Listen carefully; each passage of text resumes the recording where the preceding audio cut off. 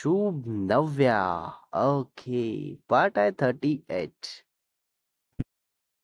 Part 37 मध्ये बघितलं होतं आपण क्रिकेट मॅच नंतर शुभ नव्या मस्त आपापल्या घरी जातात. देन इव्हनिंगला शुभ बाहेर फ्रेंड्स सोबत असताना नव्याचा भाऊ येतो आणि खूप मारतो. आणि तसंच नव्याला घरी सगळे खूप ऐकवतात ह्यावरून. आणि मग नव्याला रूम मध्ये बंद करतात. देन काही वेळाने आजी जातात तर नव्या रडून रडून बेशुद्ध पडते आणि मग हॉस्पिटलमध्ये ऍडमिट करतात. तर तिथे भेटायला बघायला जायचं म्हणून शुभ केव्हाच प्लान करत असतात. लाईक नव्याला कसं भेटायचं, काय भेटायचं. सो आता पुढे बघू. तर शुभ बोलतो की फेस कव्हर करू, काहीतरी करू आणि हॉस्पिटलमध्ये जे कोणी असतात त्यांची हेल्प घेऊ.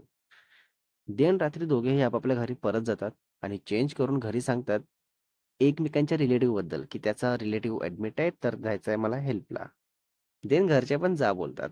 देन दोघेही निघतात हॉस्पिटलमध्ये जायला आणि काही वेळाने पोहोचतात. सो मग तसंच रिसेप्शनिस्टला विचारतात की नव्या देशमुख पेशंट आहे जी आजच ऍडमिट केली आहे या हॉस्पिटलमध्ये.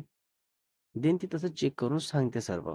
आणि मग शुभ केव्हाच जातात तर त्या वॉर्डच्या गेटवर नव्याचा ब्रदर आणि अंकल दोघेही असतात. मग केव्हाच एक वॉर्ड बॉयला थांबवतो आणि सांगतो आपली पूर्ण मजबुरी काय असते ते आणि त्याची काय मदत हवी ते पण नकार देऊन पुढे जातो. तर दुसरा वॉर्ड बॉय येतो. देन त्याला पण सेम सांगतो केव्हाच तर तो रेडी होतो. देन तो आयडिया देतो शुभला की कशा प्रकारे तो आज जाऊ शकतो.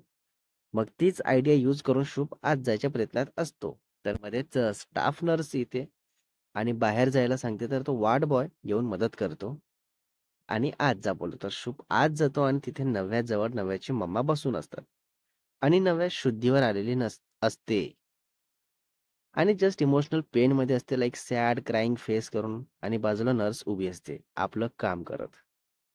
बाप रे. तर शुभ फक्त नव्याला बघत असतो आणि आपलं काम करत. तर नव्याच्या मम्माला कॉल येतो आणि त्या रिसीव्ह करून हॅलो हॅलो करत असतात. आवाज येत नसल्यामुळे तर शुभ त्यांना थोडा आवाज बदलून सांगतो की मॅम इथे नेटवर्क इश्यू आहे सो तुम्हाला बाहेर जाऊन बोलावं लागेल. तर त्या लगेच ओके बोलून बाहेर जातात. तर शुभ पटकन नर्सला बोलतो की नर्स मी तुम्हाला सर्व सांगतो बाहेर पण आता 5 मिनिटं मला बोलू द्या. देन त्या ओके बोलून जस्ट बघत असतात की काय बोलणं सुरू आहे. देन शुभ मास्क खाली करतो. नव्या ओळखून घेते मग आणि शुभ शांताला असा इशारा करत बोलतो की तू टेन्शन घेऊ नको. फक्त तुझी काळजी घे, लवकर बरी हो, बाकी रिषिता सांभाळेल सगळं. आणि तू स्ट्रॉंग राहा. तरच भेटता बोलता येईल. नव्या ओके बोलून डोळ्यात आलेलं पाणी शुभ पुसून देतो. देन पटकन मास्क वर करत बाहेर जातो आणि मग 2 मिनिटने नव्याची मम्मा आत येऊन बसतात. आणि नर्स पण आपलं काम करून बाहेर येतात. तर बाहेर येताच केव्हाच त्यांना बोलतो की मॅम तुमच्याशी बोलायचं आहे. देन त्या बोला म्हणून बोलताच केव्हाच पूर्ण स्टोरी सांगतो जे काही असते. आणि मग त्या शुभ नव्याचं बोलणं ऐकून असतं तर ट्रू लव्हर्स वाटतात म्हणून ठीक आहे बोलतात मदतीला. आणि मग शुभ केव्हा तसंच बाहेर जातात आणि चहा पिऊन घरी चालले जातात कारण रात्र झालेली असते खूप. आणि इकडे नव्या पण खूप मनातल्या मनात खुश असते की इतकं सगळं होऊन पण शुभ खूप एफर्ट्स घेत आहे. इतकं रिस्क असताना सुद्धा भेटायला आला. या नेक्स्ट डे मॉर्निंग 5 AM शुभ उठतो आणि तसंच केव्हांशला कॉल करतो आणि दोघेही जातात हॉस्पिटल. देन तसंच नर्सच्या मदतीने आज जातात बिकॉज तेव्हा नव्याची मॉम झोपलेलं असतं. तर आज जाताच नव्या पण झोपून दिसते. तर शुभ तसंच नव्याच्या मम्माकडे लक्ष ठेवत नव्याच्या डोक्यावरून हात फिरवतो आणि तसंच बाहेर येतो. तर केव्हांश बोलतो की आता सगळे येतील तिच्या घरचे सो आपल्याला जायला हवं. देन शुभ हो बोलून चालला जातो. सो मग तसंच नव्याला सगळे बघतात रिलेटिव्ह वगैरे येऊन आणि मग डॉक्टर राऊंडला जातात. तर त्यांना नॉर्मल कंडिशन वाटते तर ते डिस्चार्ज देतात. देन तसंच नव्याला घरी घेऊन येतात. फायनली घरी घेऊन जातात पण नव्याला हॉलमध्ये राहायला सांगतात बिकॉज बरं नसते म्हणून. तर नव्या बोलते आपल्या मम्माला की मम्मा प्लीज मला कोणाशीही बोलायचं नाहीये. सो मला रूममध्ये जायचं आहे. हवा तर फोन नको देऊ पण मला रूममध्येच जायचं आहे. सो प्लीज एवढं तरी ऐक. तर त्या ठीक आहे बोलून रूममध्ये घेऊन जातात आणि रेस्ट कर असं सांगून खाली येतात. नव्या विचार करत असते की आता कसं होईल, काय होईल सगळं. पण सोल्युशन म्हणून काही सुचत नाही. आणि मग तसंच रूममध्ये वॉक करत असते आणि शुभ इकडे कॉलेज जात नाही आणि घरीच असतो काहीतरी खोटं कारण सांगून.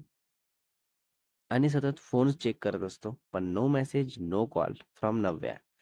तर परत सॅड फेस करून तसंच शांत बसून जातो. दोघेही एकमेकांना खूप जास्त बॅडली मिस करत असतात. कसं बोलायचं, काय करायचं काहीच कळत नसतं दोघांनाही.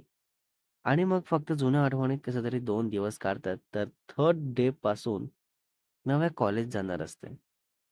पण हे शुभला माहीत नसते आणि अगदी कॉलेज जायच्या आधी पूर्ण फॅमिली एकत्र बसतात आणि तसंच नव्याचं ब्रेन वॉश करतात. म्हणजे काय, तर सगळे समजावून सांगतात आणि काय वाईट, काय चांगलं तेही सांगतात. म्हणजेच नव्याच्या मनात भीती असायला हवं म्हणून. तर नव्याचं जरा अतिप्रेम असल्यामुळे आणि फॅमिली सगळ्याच बाबतीत इतकी स्ट्राँग असल्यामुळे घाबरून जाते आणि शुभबद्दल विचार करायचा बंद करते. व्हॉट?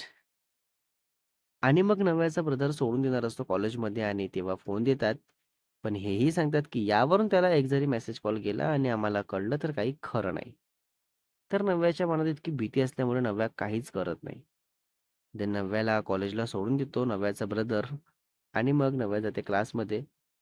तर सगळे फ्रेंड्स विचारत असतात, की "अगं तू कुठे होती 2 डेज पासून? तू आमचे कोणाचेच कॉल्स, मेसेजेस पण घेतले नाहीये. लाइक काय झालं? तू बरी आहेस ना?" हां. तर ऋषिताला सगळं माहीत असल्यामुळे तसंच ऋषिता बोलते सर्वांना, की तिला बरं नाहीये. तिच्या मम्माने सांगितलं होतं मला, सो तुम्ही तिला एकटं सोडा प्लीज. तिला बरं वाटलं, की ती स्वतःच बोलेल सर्वांशी. तर सगळे जातात आपापल्या जागी आणि ऋषिता हळूच शुभला मेसेज करते, की "नव्या आज कॉलेजला आली आहे आणि कोणाशीच काही बोलत नाहीये. खूप सॅड बसले. तुमचं भांडण झालं का काही?"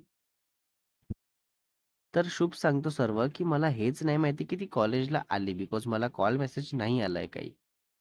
तर तसंच ऋषिता बसते नव्याजवळ आणि विचारते शुभबद्दल, की "तू शुभला कॉल मेसेज का नाही केली?" तर नव्या सांगते, की "नाही आणि यापुढे कधी करणारही नाही." "काय?"